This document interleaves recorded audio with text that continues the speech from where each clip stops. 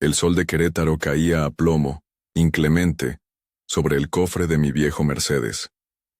El aire acondicionado, que en sus buenos tiempos era mi salvación en estos viajes improvisados, ahora solo jadeaba un aliento tibio, insuficiente para combatir el bochorno que se colaba por cada rendija del auto. Mi blusa de seda, alguna vez impecable, se me pegaba a la espalda, y sentía una gota de sudor recorrer mi sien, lenta, como un presagio. Había salido de San Miguel de Allende esa mañana, con un solo propósito: visitar la tumba de mamá en el Panteón de Dolores en la Ciudad de México. Era el aniversario de su partida, y sentía la necesidad de estar cerca de ella, de hablarle en el silencio de las criptas, como si aún pudiera escucharme. Pero el GPS, esa voz metálica y sin alma que prometía la ruta más rápida, me había traicionado. En 200 metros gire a la derecha, había sentenciado con su habitual seguridad, y yo, confiada, obedecí. El camino pavimentado se convirtió en terracería. Los fraccionamientos modernos dieron paso a campos de cultivo, resecos, y la civilización pareció desvanecerse en el espejo retrovisor. El auto traqueteaba, levantando una nube de polvo rojizo que lo envolvía todo. A ambos lados del camino, solo había mezquites retorcidos y huizaches espinosos, una vegetación sufrida que parecía arañar el cielo azul y despejado. Me sentí una intrusa en esa desolación, una mujer de 67 años, viuda, con el corazón lleno de recuerdos y el closet repleto de ropa que ya no tenía a dónde lucir. Pensé en mi esposo Ricardo, en su risa franca y en cómo se habría burlado de mi fe ciega en la tecnología. Elena, mi amor, el mejor mapa es la lengua. Preguntando se llega a Roma, me habría dicho, con esa chispa de sabiduría popular que tanto me enamoraba. Pero Ricardo ya no estaba. Hacía 5 años que un infarto fulminante se lo había llevado, dejándome en un silencio que a veces era paz, y otras, un abismo. El camino se estrechaba cada vez más, hasta convertirse en un sendero apenas visible entre la maleza. Los nopales, cargados de tunas rojas como corazones sangrantes, parecían advertirme que diera la vuelta. Quise hacerlo. Quise poner reversa y buscar el asfalto seguro, la ruta conocida, pero algo, una extraña mezcla de terquedad y una incipiente curiosidad, me impulsó a seguir. Fue entonces cuando la vi. Al final del sendero se erigía una construcción ruinosa, una granja que parecía haber sido abandonada hacía décadas. El techo de teja se había derrumbado en algunas partes, las paredes de adobe mostraban sus entrañas de paja y lodo, y las ventanas, sin vidrios, eran cuencas vacías que miraban al vacío. Un portón de madera carcomida, vencido por el tiempo, colgaba de un solo gozne como un brazo dislocado. El GPS, con una ironía cruel, anunció: «Ha llegado a su destino». Apagué el motor y el silencio me golpeó. Era un silencio denso, profundo, habitado solo por el zumbido de algún insecto invisible y el susurro del viento entre los hierbajos. Me quedé un momento dentro del coche, con las manos aferradas al volante de piel, sintiendo el latido de mi propio corazón en las sienes. ¿Qué hacía yo aquí?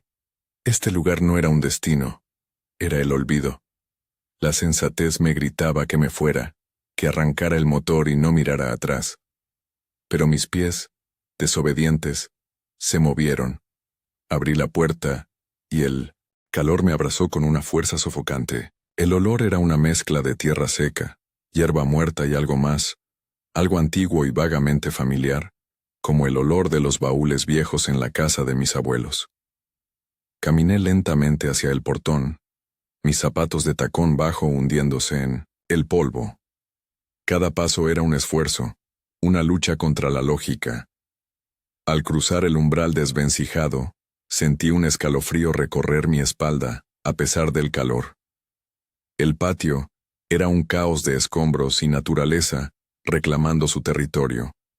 Una carretilla, oxidada, yacía volcada, una de sus ruedas apuntando al cielo como una súplica.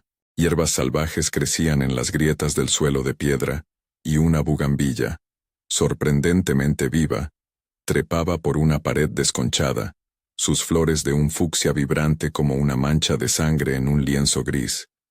Era un lugar triste, pero extrañamente hermoso en su decadencia.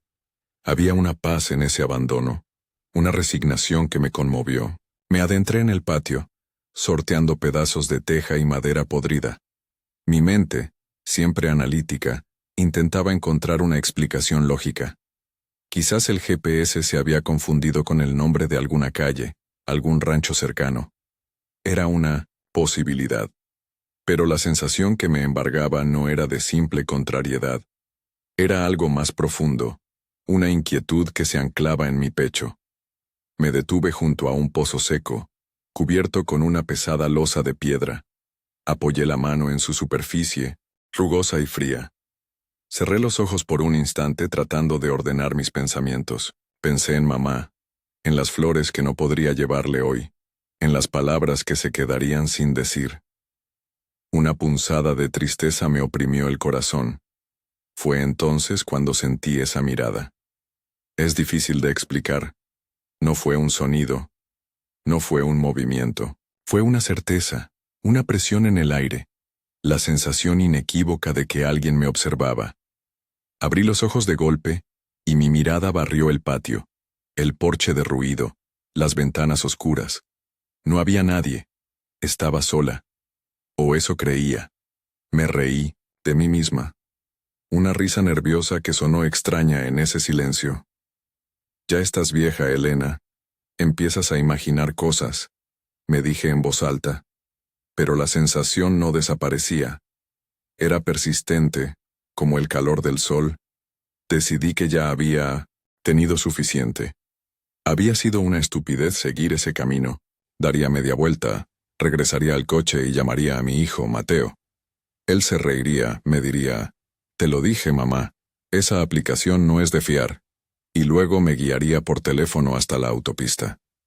Me sentí un poco más tranquila con ese plan. Era concreto, era sensato. Me giré para volver sobre mis pasos. Y entonces, en la curva del camino de terracería, justo donde el sendero se perdía entre los mezquites, lo vi. El corazón se me detuvo. El aire se me escapó de los pulmones en un silbido ahogado. Era él. Era mi padre. Estaba de pie, inmóvil, observándome. Llevaba su sombrero de fieltro de siempre, el que usaba para trabajar en el campo, y su camisa, de cuadros descolorida. Su rostro, surcado por las arrugas del sol y el tiempo, era exactamente como lo recordaba. Sus ojos, esos ojos oscuros y profundos que parecían conocer todos los secretos de la tierra, estaban fijos en mí. No sonreía, pero su expresión no era severa. Era una mirada de infinita paciencia, de espera. Me quedé paralizada, clavada al suelo polvoriento. Mi mente se negaba a procesar lo que mis ojos veían. Era imposible. Mi padre, don Ramiro, había muerto hacía 20 años. Lo había visto en su ataúd. Había llorado sobre su tumba. Había sentido su ausencia como una amputación cada día de mi vida. Esto no podía ser real. Tenía que ser una alucinación. Un espejismo provocado por el calor, el estrés, la soledad, un juego cruel de mi mente. Parpadeé con fuerza esperando que la imagen se desvaneciera, que se disolviera como el polvo en el viento. Pero no lo hizo. Él seguía allí, tan sólido y real como los nopales espinosos que lo flanqueaban. No hizo ningún gesto, no dijo ninguna palabra, solo me miraba, y en esa mirada sentí una conexión que trascendía la lógica y la muerte. Era la misma mirada que me dirigía cuando, de niña, me caía y me raspaba las rodillas. Una mirada que decía, «Estoy aquí, no tengas miedo, levántate». Un torbellino de emociones me sacudió. Miedo, incredulidad, un anhelo tan profundo que dolía. Quise gritar su nombre, correr hacia él, sentir el abrazo áspero de su camisa, oler su aroma a tierra y a tabaco, pero mis piernas no respondían. Mi voz estaba atrapada en mi garganta. Solo podía mirarlo, mientras las lágrimas comenzaban a brotar de mis ojos. nublando mi visión. ¿Era un fantasma? ¿Un recuerdo que había cobrado vida? ¿O era yo la que estaba perdiendo la razón? En mi confusión, mi mano rozó el bolso que llevaba colgado del hombro, un viejo modelo de Louis Vuitton que Ricardo me había regalado en uno de nuestros aniversarios. El contacto con el cuero familiar me ancló por un segundo a la realidad, a mi vida presente. Era Elena, viuda de Alba, madre de Mateo, y Sofía, abuela de 3 nietos. Una mujer que cenaba en restaurantes de Polanco y pasaba las Navidades en Vail. ¿Qué hacía yo en una granja abandonada viendo al fantasma de mi padre? La disonancia era brutal, casi cómica. La figura de mi padre levantó una mano, no para saludar, sino en un gesto lento, casi imperceptible, señalando hacia la casa en ruinas. Luego, tan silenciosamente como había aparecido, se dio la vuelta y caminó, perdiéndose entre la densidad de los mezquites. La curva del camino quedó vacía. El sol seguía brillando, el viento seguía susurrando, pero todo había cambiado. Me quedé allí, temblando, con las lágrimas corriendo por mis mejillas y mezclándose con el polvo. El silencio que ahora me rodeaba era diferente. Ya no era un silencio de abandono, sino un silencio cargado de preguntas, de significado.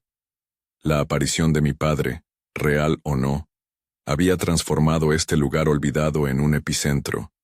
El GPS no me había traicionado. De alguna manera incomprensible me había traído exactamente a donde tenía que estar. La pregunta ya no era qué hacía yo aquí. La pregunta era qué había querido decirme mi padre. ¿Qué secreto guardaban esas paredes de adobe y esas ventanas vacías? Su gesto hacia la casa era inequívoco. Era una invitación, una orden. Respiré hondo, tratando de calmar el galope de mi corazón. Sequé mis lágrimas con el dorso de la mano, dejando un rastro de lodo en mi piel. Miré la granja que ahora parecía menos una ruina y más un cofre cerrado. Un cofre que contenía una parte de la historia de mi padre, una parte de mi propia historia, que yo desconocía. La sensatez seguía gritándome que huyera, que esto era una locura, pero una fuerza más poderosa, la lealtad a ese hombre que me había dado la vida, el amor incondicional por el recuerdo de sus ojos pacientes, me impulsó a quedarme. Ya no podía irme. Tenía que entender. Tenía que entrar en esa casa. La visita a la tumba de mi madre podía esperar. Había un diálogo pendiente con mi padre, y este lugar olvidado por Dios y por los hombres era el confesionario. El temblor en mis manos tardó varios minutos en ceder. Me recargué contra la pared fría del pozo, cerrando los ojos con fuerza, intentando que el mundo dejara de girar. La imagen de mi padre no se borraba. Estaba grabada a fuego en mi retina, su sombrero, la textura de su camisa, la calma profunda de su mirada. ¿Me había vuelto loca? Era la explicación más sencilla, la más racional. Una mujer de mi edad, viuda, sola en un camino perdido bajo un sol de justicia. Era el caldo, de cultivo perfecto para una alucinación. Pero mi corazón, ese viejo sabio que tantas veces había desafiado a mi cabeza, se negaba a aceptarlo. Lo que vi no fue un espejismo. Fue una presencia. Sentí su esencia, su energía, de la misma forma que se siente el calor del fuego sin necesidad de tocarlo. Piensa, Elena, piensa, me susurré tratando de imitar la voz serena y metódica de Ricardo. Él siempre había sido mi ancla, el que ponía orden en mi caos emocional. Analiza los hechos. Hecho número 1. El GPS me había desviado a un lugar desconocido y abandonado. Hecho número 2. Vi a mi padre, o una figura idéntica a él, que había muerto hace 20 años. Hecho número 3. Esa figura señaló la casa antes de desaparecer. No había más. El resto era un mar de confusión y miedo. Llamar a Mateo seguía siendo una opción. Mi hijo tan pragmático y protector vendría por mí sin dudarlo. Me llevaría a casa, me prepararía un té de tila y probablemente llamaría al doctor para una revisión. Me trataría como a una viejita frágil que empieza a desvariar. Él pensamiento me llenó de una súbita rebeldía. No era frágil, y no estaba desvariando. Estaba asustada, sí, pero también sentía una corriente de determinación que no había experimentado en años. Esta era una experiencia mía, íntima y desconcertante, y no quería que fuera diluida por el escepticismo bien intencionado de mi hijo. Decidí que antes de llamar a nadie, antes de admitir la derrota o la locura, tenía que seguir la única pista que tenía, el gesto de mi padre. Tenía que explorar esa casa. Con una resolución que me sorprendió a mí misma, me enderecé y caminé hacia el porche.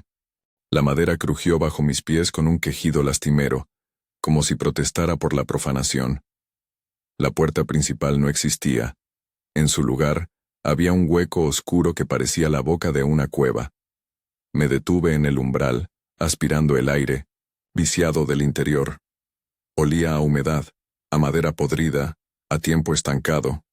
El interior estaba en penumbras, apenas iluminado por los rayos de sol que se colaban por las grietas del techo y las ventanas desnudas. Mis ojos tardaron en acostumbrarse a la oscuridad. Lo que vi fue una escena de abandono absoluto, muebles rotos y cubiertos de polvo, telarañas que colgaban como sudarios, y un suelo cubierto por una alfombra de hojas secas y escombros. En el centro de lo que debió ser la sala principal, había un sillón desvencijado, con los resortes expuestos como un costillar. Sobre él, un trozo de tela, quizás una manta, descolorida y roída por las polillas. Avancé con cuidado, mis pasos levantando pequeñas nubes de polvo que danzaban en los haces de luz. Cada objeto era un fantasma de una vida pasada. Un marco de retrato sin foto, una taza de peltre desportillada, un zapato de niño, pequeño y solitario. ¿Quién había vivido aquí? ¿Qué historias habían presenciado estas paredes? Mi padre era un hombre de campo, nacido y criado en un pequeño pueblo de Jalisco. Su vida, o al menos la parte que yo conocía, había transcurrido entre la siembra, el ganado y la familia. Nunca lo había asociado con Querétaro, y mucho menos con una granja en ruinas como esta. Mi padre, Ramiro, era un hombre de silencios. Fuerte, trabajador, de pocas pero sabias palabras. Me había enseñado a amar la tierra, a entender sus ciclos, a respetar su poder. La tierra no miente, mija. Uno cosecha lo que siembra, ni más, ni menos, solía decirme, mientras sus manos callosas revisaban los elotes tiernos. Era un hombre de principios firmes, de una honestidad a toda prueba. Su palabra era su contrato. Pero ahora este lugar, esta aparición, sugerían un capítulo oculto, una historia que nunca nos había contado. ¿Por qué? Recorrí la estancia principal y entré en lo que parecía haber sido la cocina. Un fogón de leña ennegrecido por el hollín, una mesa coja y estantes vacíos. Sobre la mesa, algo llamó mi atención. Era un libro de contabilidad, con la cubierta de cuero agrietada y las páginas amarillentas y onduladas por la humedad. Lo tomé con cuidado, como si fuera una reliquia. Soplé el polvo de la cubierta y lo abrí. La caligrafía era elegante, anticuada, pero no era la de mi padre. Eran registros de cosechas, ventas de ganado, gastos, fechas que se remontaban a los años 50 y 60. El nombre que se repetía en los encabezados era Rancho El Silencio. Y el propietario, un tal don Federico Valdivia. El nombre no me decía nada. Valdivia. No recordaba a mi padre mencionar ese apellido jamás. Hojeé las páginas con cuidado. Eran listas y números, la crónica de un negocio agrícola. Pero en las últimas páginas algo cambió. La caligrafía se volvió más temblorosa, las anotaciones más escuetas. Y entonces, en una de las últimas entradas, fechada en 1972, encontré algo que me heló la sangre, una simple línea, casi ilegible. Pago final a R. Alarcón por su parte. R. Alarcón. Ramiro Alarcón. Mi padre. Mi corazón dio un vuelco. ¿Su parte? ¿La parte de qué? ¿Acaso mi padre había sido socio de este tal Federico Valdivia? ¿Propietario de este rancho? No tenía sentido. En 1972, mi padre ya estaba casado con mi madre. Yo era una adolescente. Vivíamos en Jalisco, en nuestra casa de siempre. Él trabajaba sus tierras, las que había heredado de mi abuelo. No había indicios de una segunda vida, de un negocio secreto en Querétaro. Esto tenía que ser un error, una coincidencia. Pero el nudo en mi estómago me decía lo contrario. Dejé el libro sobre la mesa y continué explorando, ahora con un propósito renovado. Ya no era solo una intrusa curiosa, era una detective en busca de la verdad de mi padre. Pasé a una habitación, contigua, probablemente un dormitorio. Una base de cama de hierro oxidado era el único mueble que quedaba. En una esquina, había un pequeño montón de ropa podrida. Me agaché usando un palo para remover los harapos, y debajo de ellos, encontré una pequeña caja de madera, de esas que se usan para guardar puros. Estaba cerrada, pero no con llave. La tapa estaba hinchada por la humedad y tuve que hacer fuerza para abrirla. Dentro, sobre un lecho de terciopelo descolorido, había dos objetos. Una medalla de la Virgen de Guadalupe, ennegrecida por el tiempo, y un fajo de cartas atadas con un cordel. El corazón me latía con fuerza. Tomé las cartas. El cordel se deshizo en mis manos al tocarlo. La primera carta estaba dirigida a mi querido Ramiro. La caligrafía era femenina, delicada y apasionada. Empecé a leer. La voz de la carta me transportó a otro tiempo, a una historia de amor y anhelo. Una mujer llamada Isabel le escribía a mi padre. Le hablaba de su vida en el rancho, de cómo extrañaba su presencia, de los planes que tenían. Cuento los días para volver a verte, mi amor. El silencio no es lo mismo sin tu risa. Federico pregunta por ti, pero sabe que tu corazón está aquí con nosotros. La fecha era de 1971. Leí otra carta, y otra. Eran cartas de amor, llenas de detalles de la vida cotidiana en la granja, de sueños compartidos, y en varias de ellas mencionaba a un niño. Nuestro pequeño Miguelito pregunta cuándo volverá su papá. Le digo que pronto, que estás trabajando para darnos un futuro mejor. Miguelito. Nuestro pequeño Miguelito. Las palabras resonaron en mi cabeza como un eco ensordecedor. Me tuve que sentar en el suelo polvoriento, porque las piernas me fallaron. Mi padre. ¿Un hijo? ¿Otra familia? No podía ser. Era una traición a todo lo que yo creía, a la imagen inmaculada que tenía de él. El hombre recto, el esposo fiel, el padre devoto. ¿Había sido todo una mentira? Las lágrimas que había derramado por su aparición ahora se transformaban en lágrimas de confusión y dolor. Sentí una ira fría nacer en mi interior. Ira hacia él, por el engaño. Ira hacia esa mujer, Isabel, por existir. Ira hacia mí, misma, por haber vivido en la ignorancia durante tantos años. Pensé en mi madre. ¿Sabría ella algo de esto? ¿Vivió su vida al lado de un hombre que tenía un secreto tan grande? No, mi madre no lo habría permitido. Su carácter fuerte, su orgullo, nunca habría aceptado una traición así. Eso significaba que ella también había sido engañada. El dolor por mi madre fue aún más agudo que el mío propio. Imaginarla, entregando su vida, su amor, a un hombre que la compartía con otra. La idea era insoportable, y sin embargo, las pruebas estaban en mis manos. Cartas de amor, la mención de un hijo, el registro contable que lo vinculaba a este lugar. Me quedé, allí, en el suelo de esa habitación abandonada, con el corazón hecho pedazos. La aparición de mi padre ya no parecía un milagro, sino una condena. No había venido a consolarme, sino a desenterrar una verdad dolorosa que quizás hubiera sido mejor dejar sepultada. ¿Por qué ahora? ¿Por qué después de tantos años? ¿Qué esperaba que hiciera yo con esta información? El sol comenzaba a bajar, tiñendo de naranja los haces de luz que entraban en la habitación. El aire se sentía más frío. Tenía que tomar una decisión. Podía cerrar la caja, dejarla donde la encontré, salir de esta granja y tratar de olvidar lo que había descubierto. Podía volver a mi vida ordenada, a mis comidas en restaurantes caros y a mis recuerdos cuidadosamente editados de un padre perfecto. O podía seguir tirando del hilo. Podía intentar encontrar a esa tal Isabel, a ese tal Miguelito. Podía enfrentarme a la verdad completa, por dolorosa que fuera.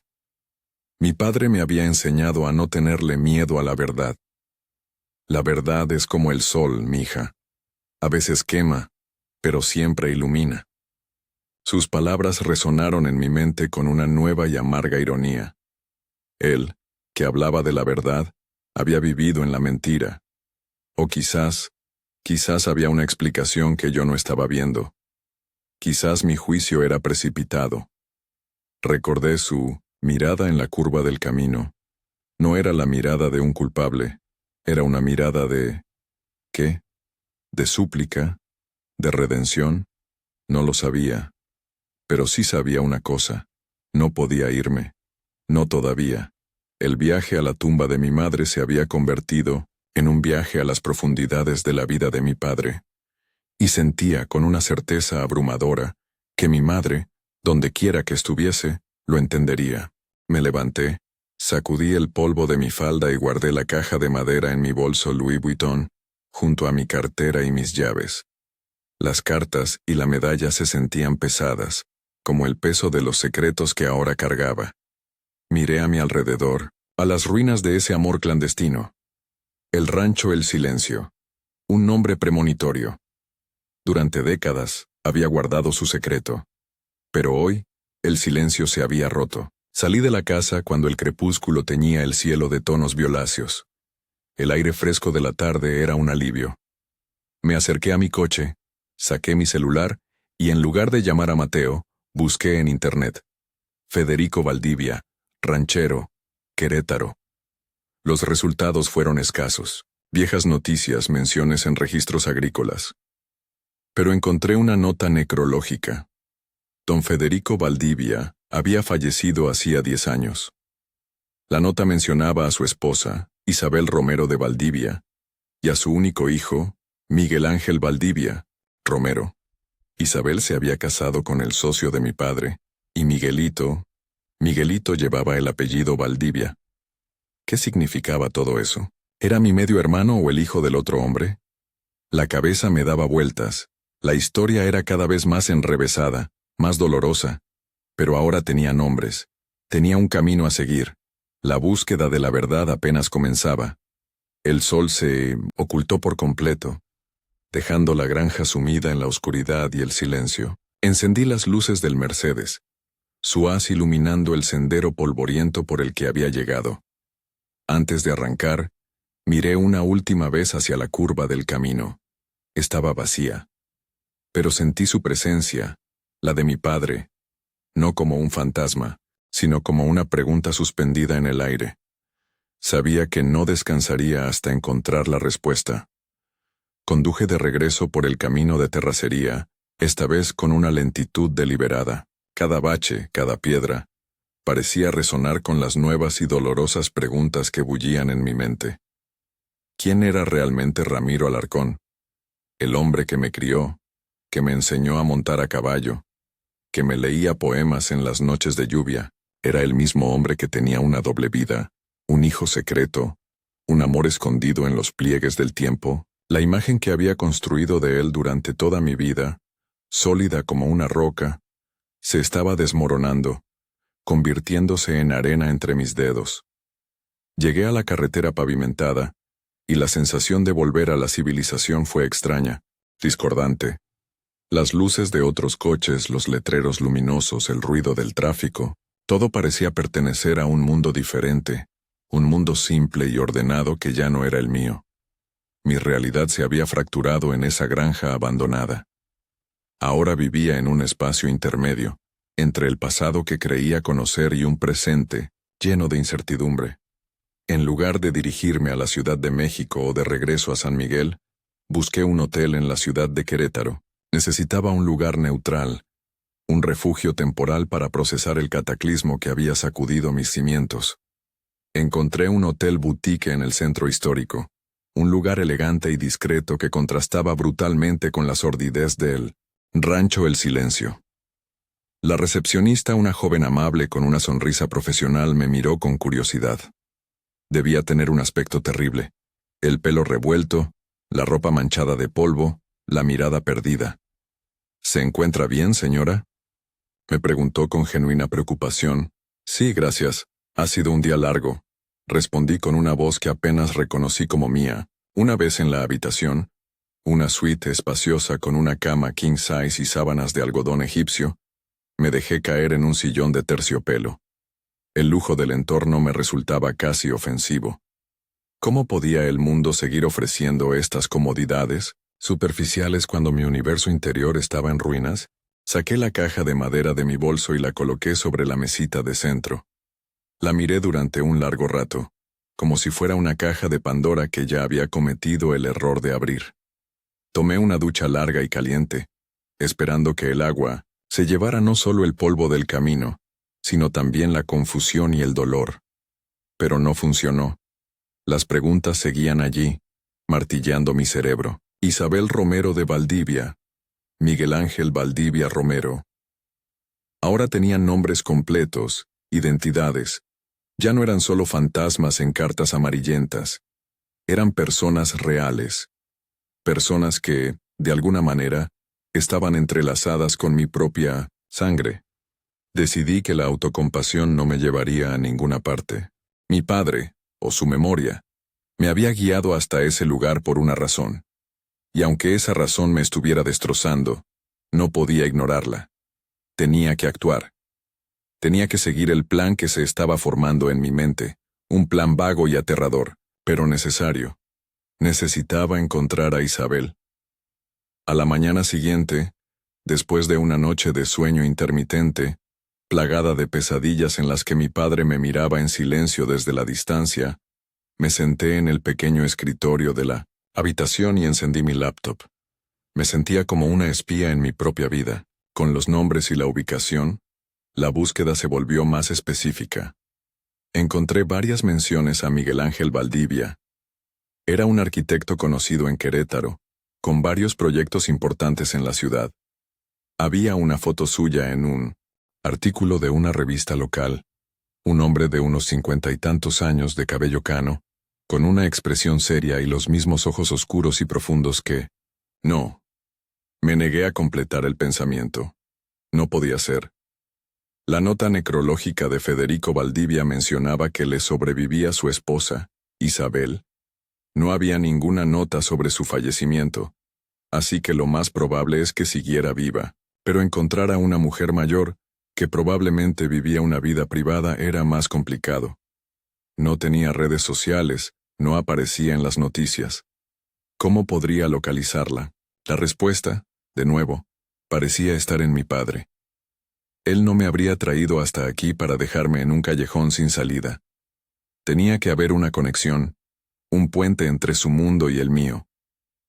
Pensé en sus amigos, en sus viejos compañeros de trabajo. La mayoría ya habían fallecido o eran muy ancianos, pero había uno, don Eladio, su compadre, que vivía en un pueblo cerca de Celaya. Era un hombre lúcido y con una memoria prodigiosa. Si alguien sabía algo, era él. Llamé a mi hijo. Sabía que no podía posponerlo más. Necesitaba una coartada, una razón para mi repentino cambio de planes. «Mamá, ¿dónde estás?» Estaba preocupado. «¿No me llamaste ayer?», dijo Mateo, su voz una mezcla de alivio y reproche. «Estoy bien, mi amor. Tuve un problema con el coche y tuve que quedarme en Querétaro. Lo están revisando. Mentí, odiando el engaño, pero sintiéndolo necesario. Voy a aprovechar para visitar a tu padrino Eladio. Hace mucho que no lo veo». «¿A Eladio? Está todo bien, mamá, es un viaje largo». «Estoy perfectamente, Mateo, solo me dio nostalgia. No te preocupes. Te llamo más tarde», dije, cortando la conversación antes de que pudiera hacerme más preguntas. El viaje a Celaya fue tenso. Cada kilómetro que recorría me acercaba a una posible verdad, y no sabía si estaba preparada para escucharla. Don Eladio vivía en una casita sencilla, con un jardín lleno de rosales y un perro ladrador que anunció mi llegada. Salió a recibirme apoyado en su bastón, con la espalda encorvada por los años, pero con la misma mirada astuta de siempre. Elenita. ¡Qué milagro, mija! Pasa, pasa. Te ves más guapa cada día, dijo, abrazándome con un afecto que me conmovió hasta las lágrimas. Nos sentamos en su porche, en unas mecedoras de mimbre, mientras su esposa nos traía agua de Jamaica. Hablamos de todo y de nada. De mis hijos, de sus nietos, de los achaques de la vejez. Esperé el momento adecuado, con el corazón en un puño. Padrino, empecé, mi voz temblorosa. Necesito preguntarle algo sobre mi papá. Él me miró, sus ojos agudos escrutando mi rostro. Tú dirás, mija, para eso estamos los compadres. Respiré hondo. ¿Usted conoció a un hombre llamado Federico Valdivia? ¿O un lugar llamado Rancho El Silencio, aquí en Querétaro? La sonrisa de don Eladio se desvaneció. Su rostro se puso serio. Dejó su vaso sobre la mesita y se quedó mirando el horizonte durante un largo rato. El silencio se hizo pesado, denso. Ese es un nombre que no he escuchado en muchos años, dijo finalmente con voz grave. ¿Por qué preguntas por eso, Elena? Le conté todo. El GPS, la granja abandonada, la aparición de mi padre, el libro de contabilidad, las cartas, la caja de madera. No omití nada. Él me escuchó en silencio, asintiendo de vez en cuando, con una expresión indescifrable. Cuando terminé, un largo suspiro escapó de sus labios. Tu padre fue un buen hombre, Elena. El mejor amigo que un hombre puede tener, comenzó, eligiendo sus palabras con cuidado. Pero todos los hombres tenemos sombras. Historias que preferiríamos olvidar. Y entonces, me contó la historia. La verdadera historia del rancho El Silencio. Mi padre y Federico Valdivia habían sido socios en su juventud. Compraron esa tierra juntos, con el sueño de construir el rancho más próspero de la región. Mi padre era el alma del campo, el que sabía de tierras y animales. Federico era el de los negocios, el que tenía los contactos. E Isabel era la prometida de mi padre. Se habían conocido en una feria del pueblo y el flechazo fue instantáneo. Estaban profundamente enamorados, planeando casarse y vivir en el rancho que estaban construyendo juntos. Pero la vida, como siempre, tenía otros planes. Mi abuelo, el padre de mi padre, cayó gravemente enfermo. Ramiro tuvo que volver a Jalisco para cuidar de él y de las tierras de la familia. La idea era que fuera por un tiempo corto, unos meses a lo sumo, pero los meses se convirtieron en años. La enfermedad de mi abuelo se prolongó, y mi padre, como hijo único y hombre de honor, no podía abandonar su responsabilidad. Durante ese tiempo se escribía con Isabel, cartas llenas de amor y desesperación, como las que yo había encontrado.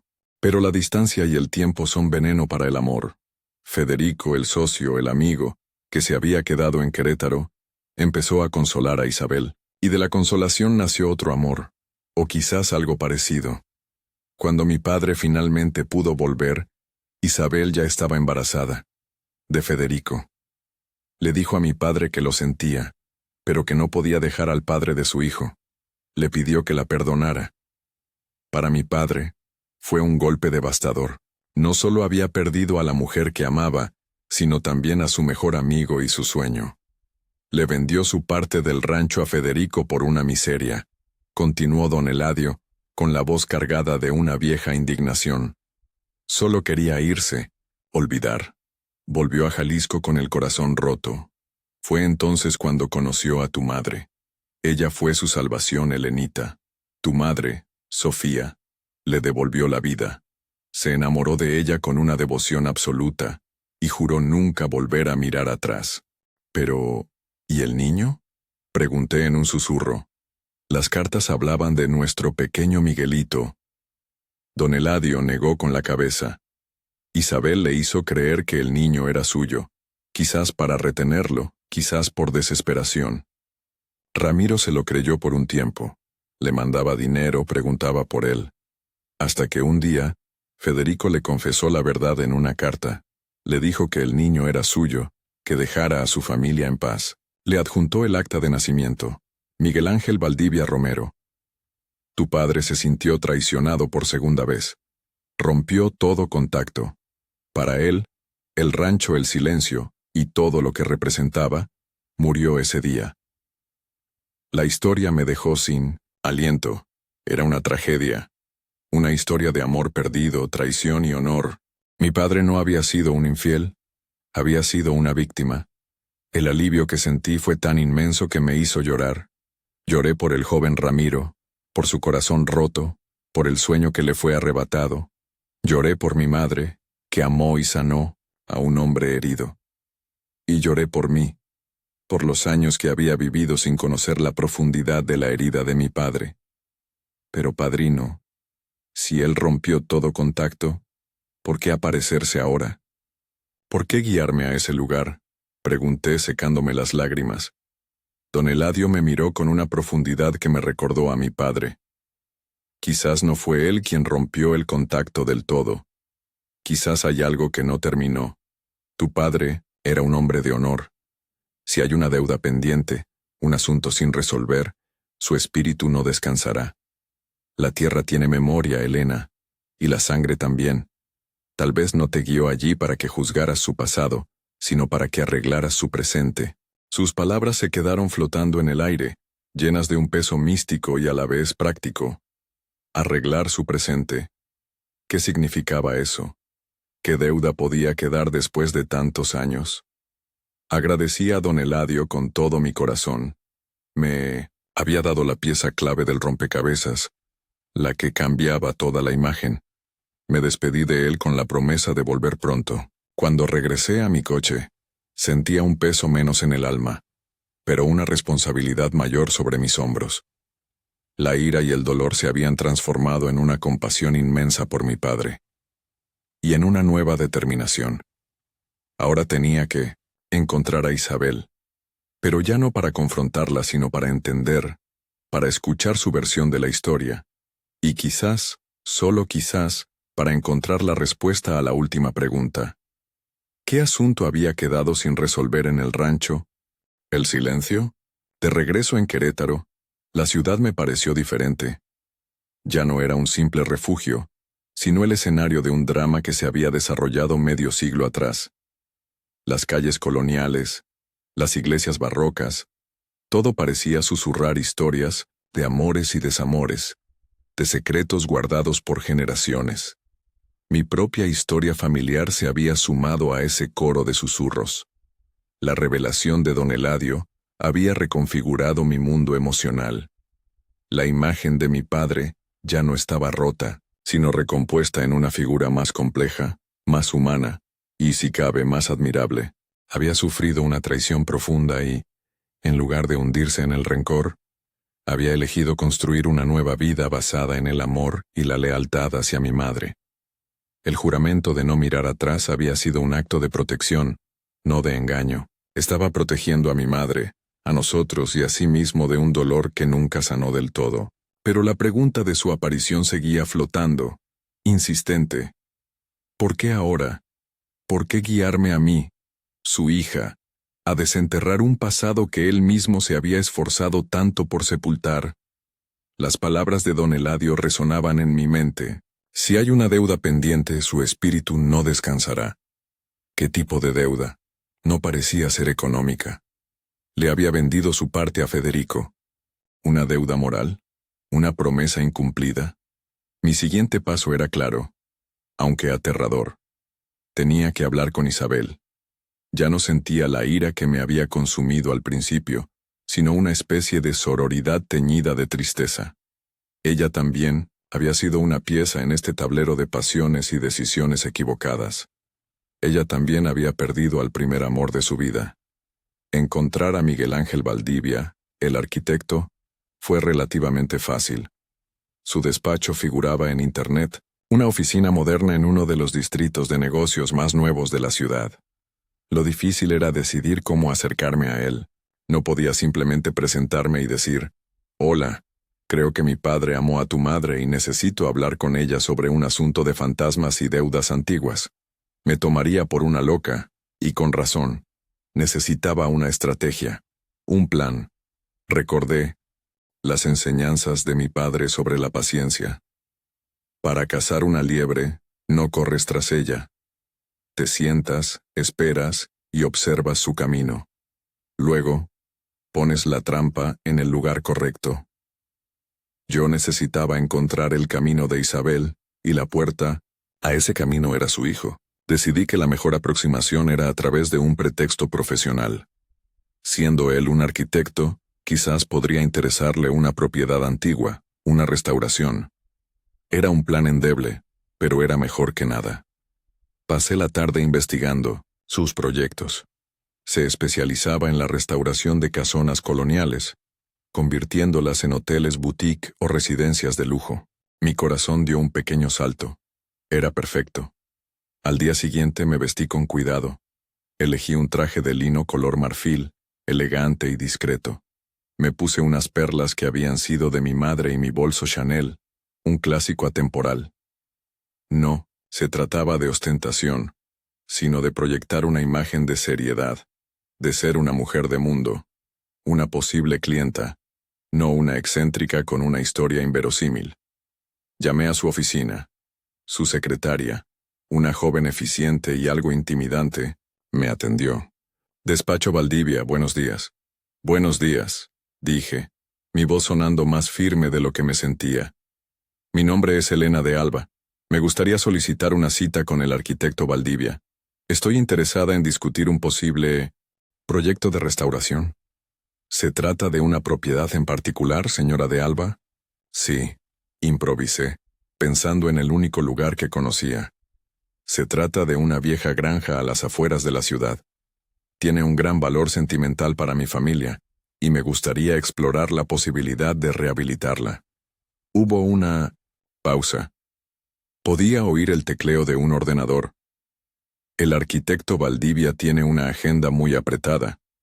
¿Podría darme más detalles del proyecto para ver si se alinea con el tipo de trabajo que realiza?» «Entiendo. Es una propiedad antigua de adobe y teja. Creo que su nombre original era Rancho El Silencio». El silencio al otro lado de la línea fue tan profundo que pensé que se había cortado la llamada. «¿Señorita?», pregunté. «Un momento, por favor», dijo la secretaria, su tono profesional ahora teñido de una nota de sorpresa. Después de unos segundos, que me parecieron una eternidad, volvió a la línea. «El arquitecto Valdivia puede recibirla mañana a las 11. ¿Le parece bien?» «Perfecto», respondí, tratando de ocultar mi asombro. «Allí estaré». Colgué el teléfono con la mano temblorosa. Había funcionado. El nombre del rancho había sido la llave. Eso significaba que el lugar todavía tenía un significado para ellos. La trampa estaba puesta. Ahora solo tenía que esperar. Esa noche, apenas pude dormir. Repasé en mi mente lo que diría, cómo abordaría el tema. Decidí que empezaría con el pretexto profesional, evaluaría su reacción y, si veía una apertura, le contaría la verdad. O al menos, una parte de ella. No podía soltar toda la historia de golpe. A la mañana siguiente, llegué a su oficina 15 minutos antes de la hora. Era un espacio minimalista, de paredes blancas, muebles de diseño y grandes ventanales con vistas a la ciudad. En las paredes, había maquetas y fotografías de sus proyectos, casonas magníficas devueltas a su antiguo esplendor. Era evidente que era un hombre talentoso y exitoso, un hombre que había crecido con todas las ventajas que a mi padre le fueron negadas. No pude evitar sentir una punzada de resentimiento, que rápidamente reprimí. Él no tenía la culpa de las decisiones de sus padres. A las 11 en punto, la secretaria me hizo pasar a su despacho. Miguel Ángel Valdivia estaba de pie, mirando por la ventana. Cuando se giró, mi corazón se detuvo por un instante. Era más alto de lo que parecía en la foto, y el paso de los años le había sentado bien. Pero lo que me impactó fueron sus ojos. Eran los ojos de mi padre. La misma forma, el mismo color oscuro, la misma intensidad. La negación ya no era una opción. Este hombre compartía la sangre de Ramiro Alarcón. Señora de Alba, gracias por venir, dijo. Su voz era grave y educada. Me extendió la mano. Su apretón fue firme. Arquitecto Valdivia. Gracias por recibirme, respondí, tratando de mantener la compostura. Nos sentamos, él detrás de su imponente escritorio de cristal, y yo en una silla de cuero frente a él. Mi secretaria me dijo que está interesada en restaurar una propiedad. El rancho El Silencio, dijo yendo directo al grano. Su mirada era penetrante, analítica. Así es, afirmé. Es una propiedad que ha estado en mi familia, de alguna manera, durante mucho tiempo. Él levantó una ceja. Eso es interesante. Porque esa propiedad, hasta donde yo sé, ha pertenecido a mi familia durante más de 50 años. Mi padre, Federico Valdivia, la compró en los años 70. Su padre la compró, sí, se la compró a su socio. Dije, dejando caer la palabra con cuidado. Su expresión no cambió, pero vi un destello de algo en sus ojos. ¿Reconocimiento? ¿Intriga? Mi padre tuvo varios socios a lo largo de su vida. Era un hombre de negocios. Este socio se llamaba Ramiro Alarcón. El nombre quedó suspendido en el aire entre nosotros. Vi cómo su mandíbula se tensaba ligeramente. Se recostó en su silla, cruzando los brazos. La postura se volvió defensiva. Conozco el nombre, admitió, en un tono frío. Era un antiguo socio de mi padre. Tuvieron un desacuerdo y se separaron hace mucho tiempo, antes de que yo naciera. No fue solo un desacuerdo, arquitecto. Ramiro Alarcón era mi padre. Ahora sí. La máscara de profesionalismo se resquebrajó. La sorpresa en su rostro fue genuina. Se inclinó hacia adelante, apoyando los codos en el escritorio, sus ojos fijos en mí. ¿Usted es la hija de Ramiro Alarcón? Sí. Mi nombre es Elena Alarcón. De Alba es mi apellido de casada. Se quedó en silencio, procesando la información.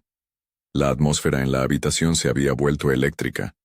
Todas las pretensiones habían desaparecido.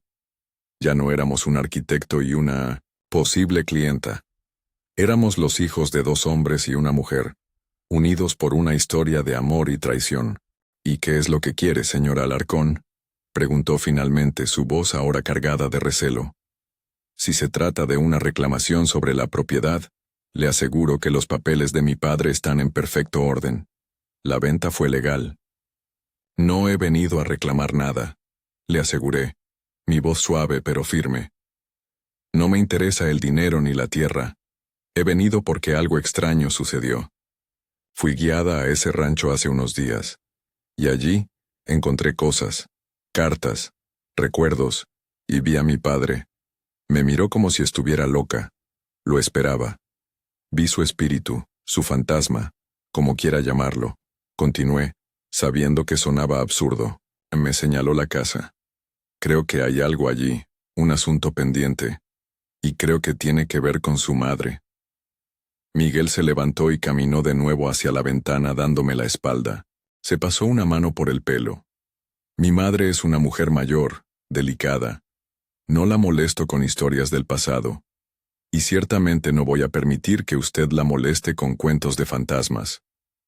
No es un cuento, insistí, levantándome, también. Su madre se llamaba Isabel Romero. Estaba comprometida con mi padre. Él la amaba, y creo que, a pesar de todo, él nunca dejó de amarla, y ella a él. Se giró bruscamente, sus ojos oscuros llenos de ira. Basta. No sabe de lo que habla. Mi padre fue Federico Valdivia. Él me crió, me dio su nombre, su amor. Ramiro Alarcón fue solo una sombra, un mal recuerdo del que mi madre nunca habla. Si usted ha venido a remover el pasado, ha perdido su tiempo. ¿Nunca habla de él? ¿O es que usted nunca le ha preguntado? Repliqué, mi propia frustración saliendo a la superficie. Míreme a los ojos, arquitecto. Mírese en un espejo. Usted no es un Valdivia. Usted es un Alarcón. Lleva la sangre de mi padre. Y él no descansará hasta que el asunto que lo ata a ese lugar sea resuelto. Mis palabras lo golpearon como una bofetada. Retrocedió un paso, su rostro pálido. La certeza en mi voz, la verdad innegable de nuestro parecido físico, habían derribado sus defensas. No sé qué asunto podría ser, dijo en un murmullo, su ira reemplazada por una visible confusión. El rancho está abandonado. Nadie ha ido allí en años. Es un lugar muerto. No está muerto, le contradije. Hay algo allí, una promesa, una deuda. No sé qué es. Por eso necesito hablar con su madre, no para hacerle daño, se lo juro, sino para traer paz, para mi padre, y quizás, también para ella. Se quedó mirándome, una lucha interna librándose en su rostro, la lealtad al hombre que lo crió contra la evidencia innegable de su verdadera herencia. La lógica de un arquitecto contra la historia imposible de un fantasma. Mi madre no está bien, dijo finalmente, su voz quebrada. Tiene momentos de lucidez, pero a veces se pierde en el pasado. Hablar de esto podría alterarla demasiado, o podría ser lo que necesita para sanar, sugerí suavemente. A veces los secretos enferman más que la verdad. Deme una oportunidad. Solo 10 minutos con ella. Si veo que le hace daño, me iré y no volveré a molestarlos. Tiene mi palabra. Mi palabra. La misma que mi padre honraba por encima de todo. Miguel Valdivia me estudió durante un largo minuto, que se sintió como una hora. Vi la duda, el miedo, pero también una chispa de curiosidad, la necesidad de un hijo de entender sus propios orígenes. Finalmente, suspiró, derrotado. Está bien, la llevaré a verla, pero con mis condiciones. Yo estaré presente en todo momento, y a la primera señal de angustia se acaba la conversación. ¿Entendido? Entendido. Asentí, mi corazón latiendo con una mezcla de triunfo y pavor. Había cruzado la primera puerta, ahora me enfrentaba a la más importante. La mujer que había sido el gran amor y la gran herida de mi padre. La mujer que tenía la llave del último secreto del rancho El Silencio. El viaje a la casa de Isabel fue uno de los más largos y silenciosos de mi vida. Miguel conducía su BMW último modelo con una concentración tensa, sus nudillos blancos sobre el volante de cuero. Yo miraba por la ventana los suburbios arbolados de Querétaro, con sus residencias imponentes y jardines cuidados, pero mi mente estaba a kilómetros de distancia, en esa granja ruinosa y en la historia que nos había llevado a este momento. La opulencia del entorno contrastaba con la cruda verdad de nuestras raíces. Éramos dos extraños, unidos por un padre y un secreto, dirigiéndonos a un encuentro que prometía ser tan doloroso como necesario. La casa de Isabel era una hermosa residencia de estilo colonial, rodeada por un alto muro de piedra cubierto de bugambillas. Era un oasis de paz y privacidad. Al entrar, me recibió un patio interior con una fuente de cantera y macetas llenas de geranios. El aire olía a flores y a cera de piso recién pulida. Era el hogar de una mujer que, evidentemente, había vivido una vida cómoda y protegida. Miguel me guió a través de un salón elegantemente amueblado hacia una terraza que daba a un jardín exuberante, y allí, sentada en una silla de mimbre, con una manta sobre las piernas a pesar del calor de la tarde, estaba ella, Isabel Romero. El tiempo había sido amable con ella.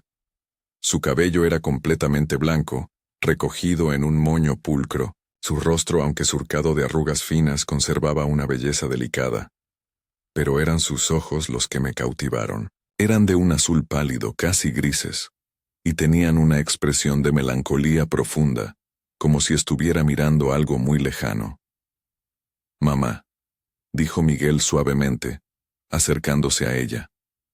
«Tenemos una visita». Ella levantó la vista, primero hacia su hijo, con una sonrisa tierna, y luego hacia mí. Su mirada se posó en mi rostro, y la sonrisa se desvaneció, reemplazada por una expresión de absoluta incredulidad. Sus ojos se abrieron de par en par, y su mano, frágil y manchada, por la edad voló a su boca. No, no puede ser, susurró, su voz un hilo apenas audible. Miguel se puso a su lado, protector. Mamá, tranquila, es la señora Elena de Alba. Ha venido a hablar con nosotros.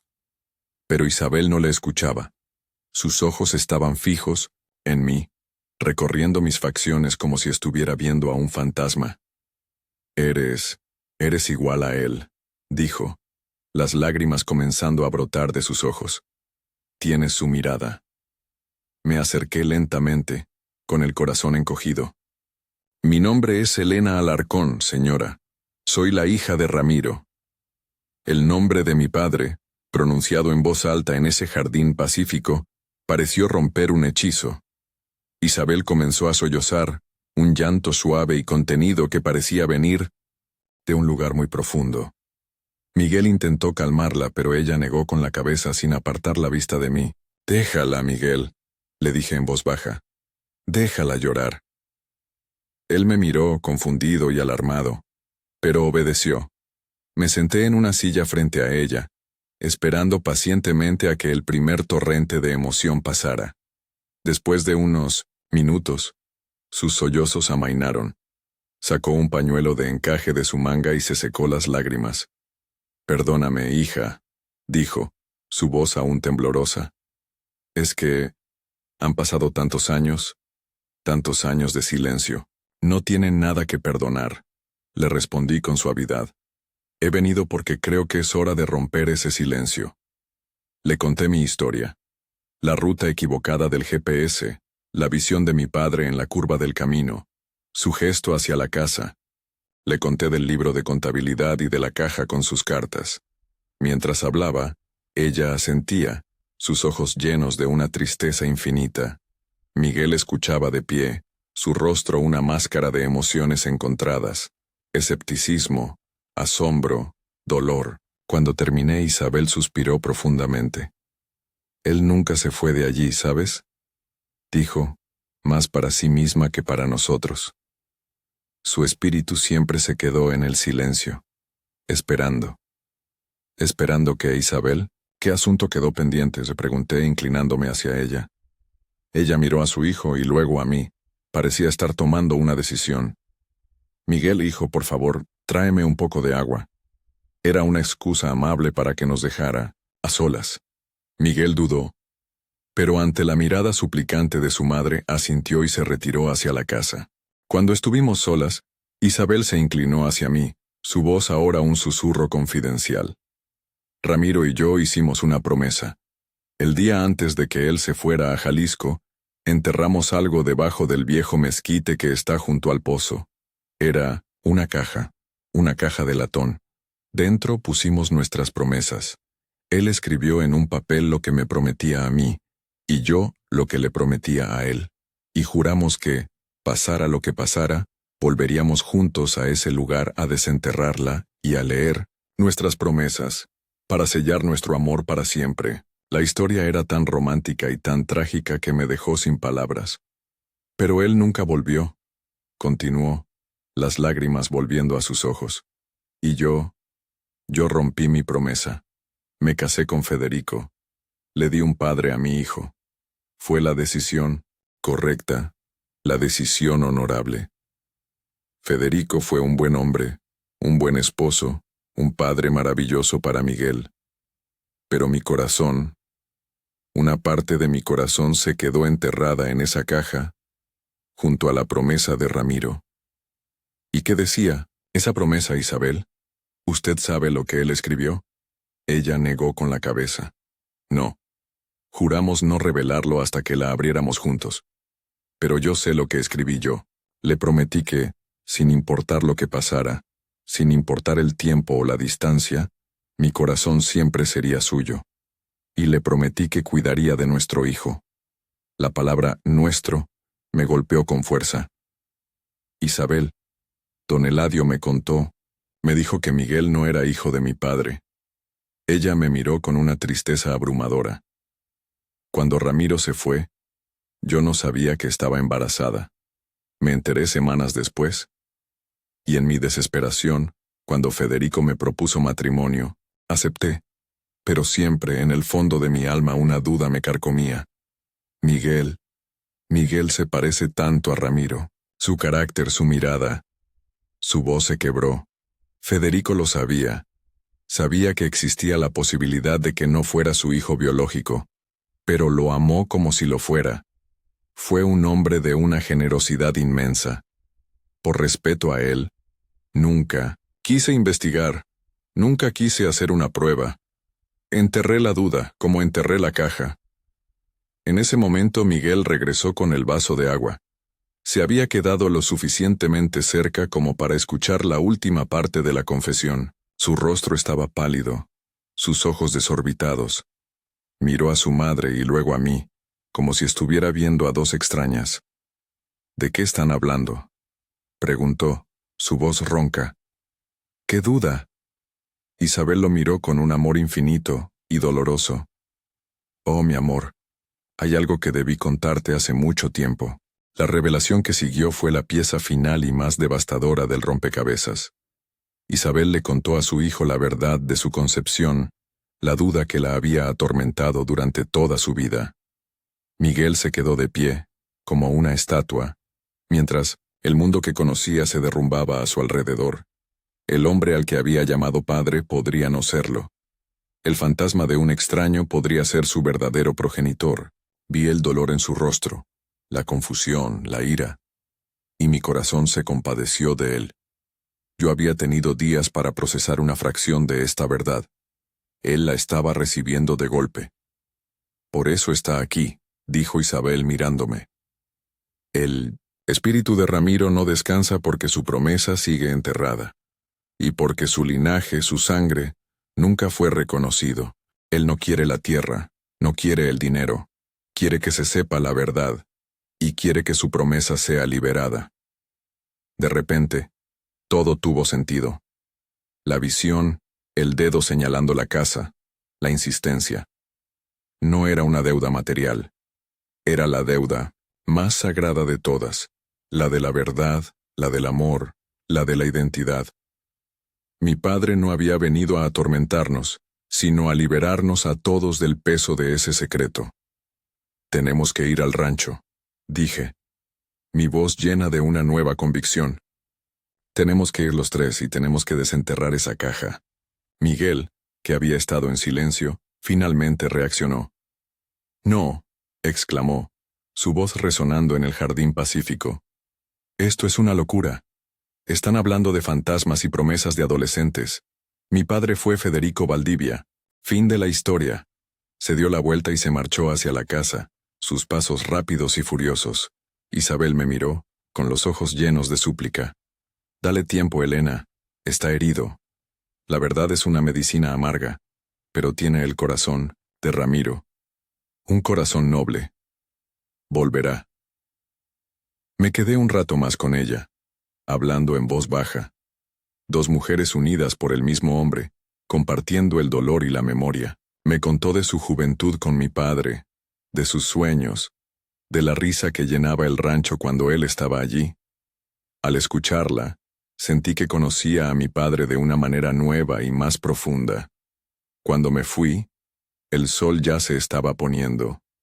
Dejé a Isabel más tranquila, como si la confesión le hubiera quitado un peso de encima. Pero sabía que la verdadera prueba estaba por venir. La paz solo llegaría cuando cumpliéramos el último deseo de mi padre. Esa noche, en mi hotel, me sentía agotada pero extrañamente en paz.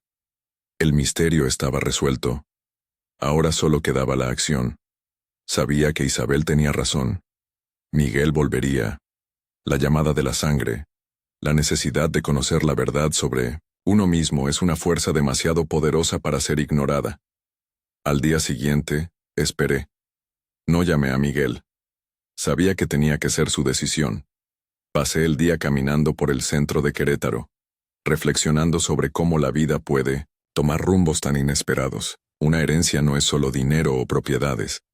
A veces es una cuenta bancaria bloqueada de emociones, un legado de secretos que uno está destinado a desentrañar. Mi padre no me había dejado una fortuna, me había dejado una misión. Al atardecer, mi teléfono sonó. Era un número desconocido. Contesté. Señora Alarcón, dijo la voz de Miguel, desprovista de la ira del día anterior, ahora solo cansada y resignada. Mi madre quiere ir al rancho, mañana por la mañana. ¿Puede reunirse con nosotros en la entrada del camino? Allí estaré, respondí, mi corazón lleno de una solemne gratitud. La sangre había llamado, y la respuesta estaba a punto de ser desenterrada. A la mañana siguiente, el cielo de Querétaro amaneció cubierto por una fina capa de nubes, como si la naturaleza misma contuviera el aliento. Conduje de nuevo hacia el camino de terracería que llevaba al rancho El Silencio. Esta vez, el viaje no estaba teñido de miedo o confusión, sino de una solemne expectación. Era el final de un peregrinaje, no solo para mí, sino para las almas de 3 personas unidas por el destino. Cuando llegué a la entrada del sendero, el BMW de Miguel ya estaba allí. Él estaba apoyado en el coche, con los brazos cruzados, la mirada perdida en la distancia. Isabel estaba en el asiento del copiloto con el rostro sereno. Al bajar de mi coche, Miguel no me miró. Su orgullo estaba herido, su mundo seguía de cabeza, pero estaba allí, y eso era lo que importaba. Mi coche no pasará por este camino, dijo secamente. Tendremos que ir en el suyo. Asentí, en silencio. Ayudé a Isabel a bajar y a subir a mi Mercedes. Se sentó en el asiento trasero, pequeña y frágil, pero con una dignidad inquebrantable. Miguel se sentó a mi lado, en el asiento del copiloto, en un silencio tenso. Conduje lentamente, por el camino polvoriento. El traqueteo del coche era el único sonido, aparte del susurro del viento. Cuando la granja abandonada apareció a la vista, un suspiro escapó de los labios de Isabel. Nada ha cambiado, murmuró, y todo ha cambiado. Aparqué el coche junto al portón desvencijado. Salimos y nos quedamos un momento contemplando la escena. Para mí, era un lugar de revelaciones. Para Miguel, era la ruina de una propiedad familiar sin importancia. Pero para Isabel, era un santuario de la memoria, el escenario de su primer amor, de su mayor alegría y de su más profunda pérdida. Es por allí, dijo, su voz firme, señalando con su mano temblorosa hacia un costado de la casa principal. Junto al pozo, el viejo mezquite. Caminamos juntos por el patio, cubierto de maleza. Miguel llevaba una pala que había traído en su coche. La sostenía con torpeza, como si fuera un arma extraña. Yo sostenía a Isabel del brazo, ayudándola a sortear los escombros.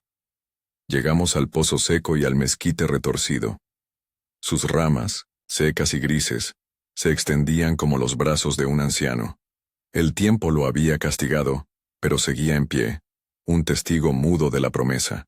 Era aquí, dijo Isabel, tocando una raíz gruesa que emergía de la tierra. Justo aquí. Miguel miró el lugar, luego a su madre, y finalmente a mí. En sus ojos vi la última batalla entre el escepticismo y la incipiente fe. Dejó caer la pala al suelo. No puedo hacer esto, dijo, su voz quebrada. Se siente como una profanación, una traición a la memoria de mi padre, el hombre que me crió. No es una traición, Miguel, le dije suavemente. Es un acto de amor. Para todos. Para el hombre que te crió, que vivió con el peso de la duda. Para tu madre, que ha cargado este secreto por 50 años. Para mi padre, cuyo espíritu no puede descansar. Y para ti, para que conozcas la verdad completa de quién eres. Isabel se acercó a él y le tomó la mano. Tu padre, Federico, era un hombre bueno y sabio. Creo que él lo entendería. Él querría que tuvieras paz. Por favor, hijo, hazlo por mí. La súplica de su madre finalmente rompió su resistencia. Con un suspiro que pareció arrastrar todo el peso de su conflicto, Miguel recogió la pala. Clavó la punta en la tierra seca y compacta. El sonido metálico resonó en el silencio de la mañana. Cavó durante varios minutos, el sudor perlando su frente. Isabel y yo observábamos en silencio, cogidas de la mano. Cada palada de tierra que salía del hoyo parecía desenterrar décadas de dolor, de preguntas sin respuesta, de amor silenciado. De repente, la pala golpeó algo con un sonido hueco y metálico. «Ahí está», susurró Isabel. Miguel se arrodilló y con sus manos apartó la tierra restante. Era una pequeña caja de latón, oxidada y abollada por el tiempo y la presión de la tierra. La levantó con cuidado, como si fuera una reliquia sagrada, y nos la entregó. Estaba cerrada, pero no con llave. La tapa estaba casi soldada por el óxido. Miguel sacó una navaja de su bolsillo y, con esfuerzo, logró abrirla. Dentro, sobre un lecho de lo que alguna vez fue seda y ahora era solo polvo, había 2 trozos de papel amarillento, doblados con cuidado. Isabel extendió su mano temblorosa y tomó uno. Yo, con el corazón en un puño, tomé el otro. Era el de mi padre. Su caligrafía, fuerte y clara, era inconfundible. Isabel desdobló su papel. Sus ojos se llenaron de lágrimas mientras leía las palabras que había escrito hacía más de medio siglo. «Léelo en voz alta, mamá», le pidió. Miguel, su voz apenas un susurro. Isabel respiró hondo y leyó. «Prometo, mi Isabel, que mi amor por ti es tan fuerte como este mezquite y tan profundo como este pozo. Prometo trabajar sin descanso para darte la vida que mereces. Y prometo que, si Dios nos bendice con un hijo, lo amaré y protegeré con mi vida, y le enseñaré a ser un hombre de bien, un hombre de palabra, como mi padre me enseñó a mí. Siempre tuyo, Ramiro». El silencio que siguió fue roto por un sollozo ahogado de Miguel, la promesa de un padre a un hijo que nunca supo si era suyo, la promesa de un amor que trascendía la biología. «Ahora tú, Elena», dijo Isabel, su voz llena de emoción. Desdoblé el papel que tenía en mis manos. Era la promesa de Isabel, su caligrafía, joven y apasionada. Leí en voz alta. «Mi Ramiro, amor de mi vida, prometo esperarte sin importar cuánto tardes. Prometo ser tu compañera, tu refugio, tu alegría. Y te prometo que cuidaré de nuestro hijo y le hablaré de ti todos los días, para que sepa que tiene el padre más valiente y honorable del mundo. Mi corazón es tuyo para siempre. Tuya, Isabel». Las palabras quedaron suspendidas en el aire, un testimonio de un amor puro y trágico. Un amor que, a pesar de la traición y el tiempo, nunca había muerto realmente. Miguel se había sentado, en el suelo, con la cabeza entre las manos, llorando en silencio. Isabel se arrodilló a su lado, abrazándolo, meciéndolo como cuando era un niño. Yo me quedé de pie, con las 2 promesas en la mano, sintiendo la presencia de mi padre a mi alrededor. No era una visión, era una sensación de paz, de un ciclo que finalmente se cerraba. Miré hacia la curva del camino, donde lo había visto, por primera vez, y por un instante me pareció verlo de nuevo, no como una figura sólida, sino como un destello de luz, una ondulación en el aire caliente. Y esta vez, estaba sonriendo. Nos quedamos allí mucho tiempo, hasta que el sol estuvo alto en el cielo. No había más que decir. Las promesas lo habían dicho todo. Miguel finalmente se puso de pie. Sus ojos estaban rojos, pero su rostro ya no mostraba ira ni confusión. Había una nueva calma en él, la calma de la aceptación. «Tenemos que hacer una prueba de ADN», dijo, mirándome directamente. «Necesito saberlo, por mí y por la memoria del hombre que me crió». «Por supuesto», asentí. Volvimos a los coches en silencio. Antes de subir al mío, Isabel me abrazó. «Gracias, Elena», me susurró al oído. «Le has devuelto la paz a tu padre. Y a mí también». Las semanas que siguieron fueron una especie de limbo. Volví a mi vida en San Miguel, pero algo en mí había cambiado para siempre. Hablaba con Isabel por teléfono casi todos los días.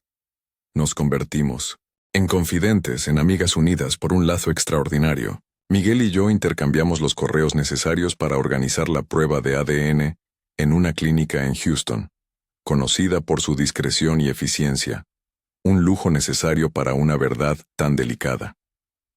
Fue un proceso sencillo, clínico, que contrastaba con la tormenta de emociones que lo rodeaba.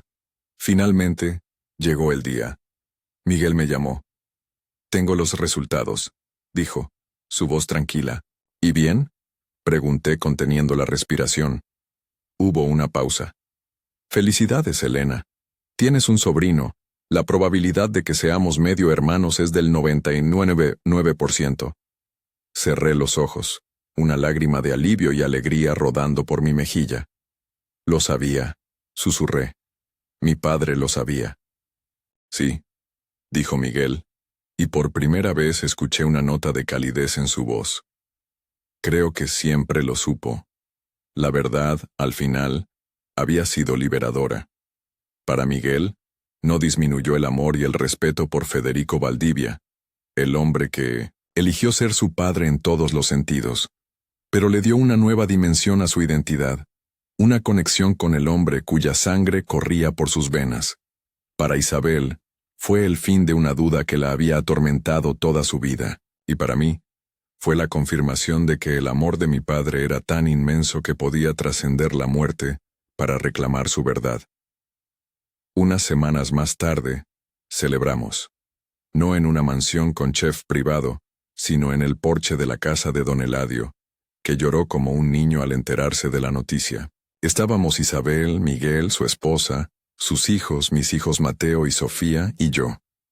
Éramos una familia nueva, improbable, unida por el fantasma de un hombre bueno. El rancho El Silencio ya no era un lugar de abandono y tristeza. Miguel, con su talento de arquitecto, había decidido restaurarlo. No para vivir allí, sino para convertirlo en una fundación para ayudar a jóvenes campesinos de la región, un lugar donde la promesa de mi padre de ayudar a otros finalmente se haría realidad. A veces, cuando el sol se pone, vuelvo a ese camino de terracería, ya no con miedo, sino con gratitud. Miro la curva donde vi a mi padre y le doy las gracias. Gracias por no rendirte, por no dejar que tu historia se perdiera en el olvido. Gracias por enseñarme que los lazos familiares son más fuertes que el tiempo y que la verdad, aunque duela, siempre, siempre nos hace libres. El GPS de mi vida se había desviado, pero me había llevado exactamente al destino que mi alma necesitaba encontrar. Gracias por llegar hasta el final de esta reflexión. Si estás leyendo esto, quiero que sepas que no estás solo. Ahora, te invito a un momento de calma. Voy a compartir una oración, no importa tu religión, sino tu fe. Una oración pensada para ayudarte, para abrazar a todos los que en silencio luchan, sienten, esperan. Solo cierra los ojos un instante y deja que estas palabras te acompañen. Ten fe. Todo va a estar bien. Orar. Encenderse por dentro. Hay dolores que nadie ve. Dolores que no gritan, no sangran, pero pesan como un velo sobre los hombros. Esos que uno carga en silencio, tratando de entender, de seguir, de soportar. Pero hay un momento, y yo he estado ahí varias veces, en que el esfuerzo cansa, la mente se rinde, y algo dentro de uno se arrodilla, no por debilidad, sino por verdad. Es en ese instante cuando la oración comienza, o mejor dicho, aparece. No esa hecha con palabras bonitas o promesas apresuradas, sino la que brota de un lugar tan profundo que ni siquiera tiene nombre. Como un susurro del alma diciendo, ya no puedo sola. Orar, descubrir, no es pedir, es recordar. Recordar quiénes somos cuando el ego se aquieta. Recordar que la vida también late en lo invisible, que hay un centro en nosotros donde todo descansa, y que, aunque por fuera todo parezca derrumbarse, ese centro permanece. A veces, orar es simplemente cerrar los ojos y recogerse como una flor que siente el frío de la noche. Es permitir que una presencia suave nos envuelva, no como magia sino como sustento. como quien dice sin prisa, aquí estoy, incluso ahora. La oración o la súplica no cambia el mundo, pero cambia a quien ora. No evita los dolores, pero transforma la forma en que atravesamos cada uno de ellos. Nos da una mirada más tierna, un corazón menos endurecido, un paso más firme, incluso en la oscuridad. Es como si, por un instante, el alma flotara por encima del tiempo y regresara al cuerpo con más paz, no una paz ruidosa, sino esa que solo quien ha pasado por el caos puede reconocer. Orar es afinar la escucha. La mente se calla y la intuición despierta. Las respuestas no siempre vienen en palabras. A veces son solo percepciones, toques sutiles, un calor en el pecho. La oración ilumina lo que estaba turbio, deshace nudos que ni sabíamos que teníamos, y lo más bonito es que no tiene que ser complicado. Orar es hablar con Dios, con el universo, con esa inteligencia amorosa que nos habita y nos envuelve, incluso cuando lo olvidamos. Y no tiene que sonar bonito. No necesitas saber rezar. No, necesitas entender nada sobre la fe. Puede ser un desahogo en la ducha, una lágrima en la almohada, una frase susurrada antes de dormir. Cuídame. Puede ser incluso el silencio, cuando el dolor es tan profundo que no salen palabras. Dios entiende todo eso. El universo escucha lo que el corazón no sabe decir. No hay una forma correcta. Hay presencia. Y cada vez que nos permitimos ese encuentro, aunque sea sin ritual, aunque sea sin certeza, es oración. Es tan simple, tan al alcance. Orar es solo recordar que no estamos solos. Y entonces, un día, sin darnos cuenta, nos volvemos oración. La forma de caminar, de tocar, de callar, todo empieza a vibrar distinto. Ni siquiera hace falta decir nada. Solo estar ahí ya es oración viva. Y hasta en los días en que no logramos orar, y sí, hay días así. El alma sigue orando por nosotros. El espíritu no olvida de dónde viene. Al final, orar es eso, encenderse por dentro, y dejar que esa luz nos guíe, incluso cuando no sabemos el camino. Si esta historia te acompañó, déjame un comentario. Me encantará leerte y saber desde dónde me acompañas. Tus palabras son importantes. Y si tienes alguna idea o tema que te gustaría ver convertido en relato, compártela conmigo. Juntos podemos crear nuevas historias. No olvides seguirme para no perderte la próxima.